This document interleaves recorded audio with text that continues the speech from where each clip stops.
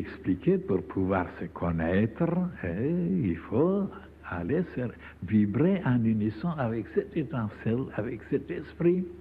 Alors, comme la science qui disait, mais l'âme, qu'est-ce que c'est l'âme? Qu'est-ce que c'est l'âme? C'est une sécrétion du cerveau, comme la bile sécrète, comme le foie sécrète la bile.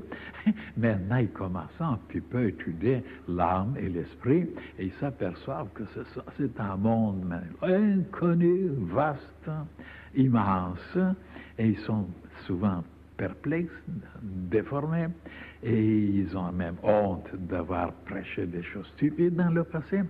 Mais espérons, d'ici quelques temps encore, quelques années, le monde entier sera éclairé.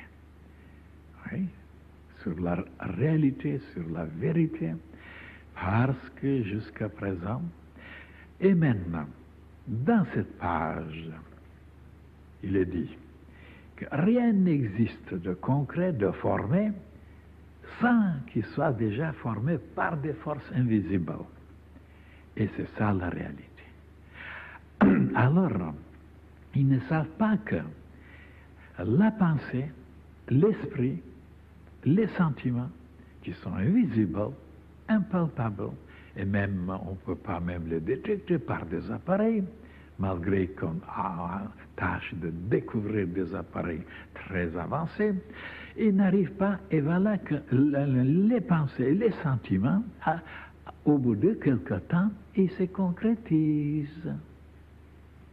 Ils sont d'une matière très subtile, mais quand on continue à s'arrêter sur les mêmes idées, sur les mêmes pensées, sur les mêmes désirs, il attire des éléments de l'espace, il se colle des éléments et un beau jour, la pensée devient visible, concrète. Et oui, mes chers frères et sœurs. Alors c'est de savoir ça, de croire ça, de connaître ça, ça donne les possibilités inouïes pour l'être humain de pouvoir améliorer les choses, harmoniser les choses, amplifier les choses, embellir les choses, purifier les choses, immortaliser les choses.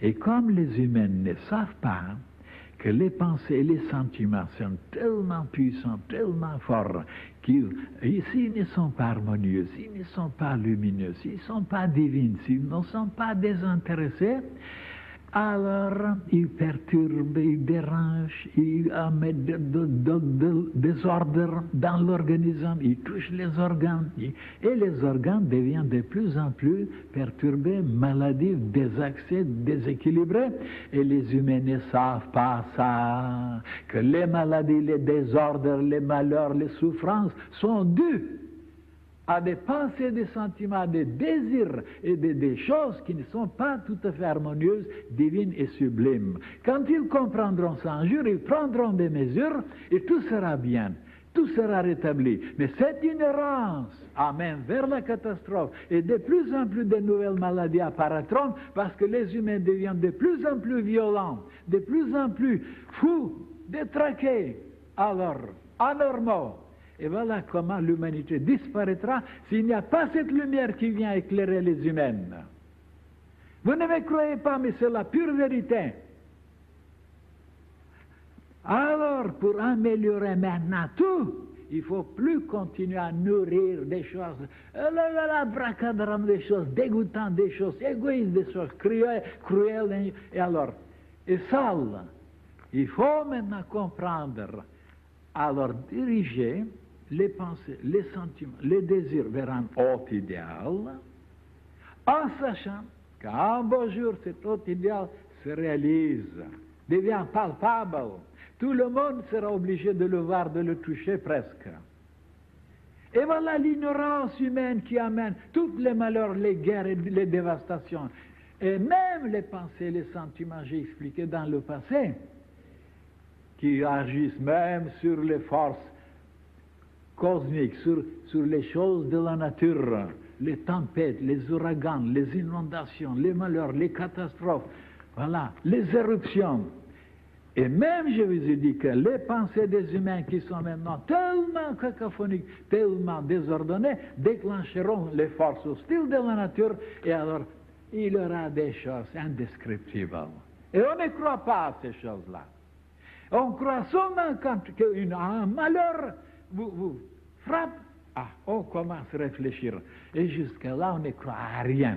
On croit seulement à son pauvre petit Cibolo, qui est tellement limité, tellement aveugle, tellement abruti. On croit, on le protège, on le nourrit, et sans accepter qu'il y a des gens sur la terre qui connaissent, qu'ils sont allés très loin. Et moi, je rencontrais des gens comme ça, en voyageant dans le monde entier. Alors, donc, dans cette page, et c'est simple, c'est enfantin, c'est clair, les choses qui sont physiques, qui sont matérielles, déjà avant ils étaient, comme regardez par exemple l'enfant, l'enfant. Eh bien, on n'a pas compris encore maintenant la procédure, comment l'enfant se forme. Tout d'abord, qu'est-ce que c'était tout d'abord? Ben, c'était une pensée.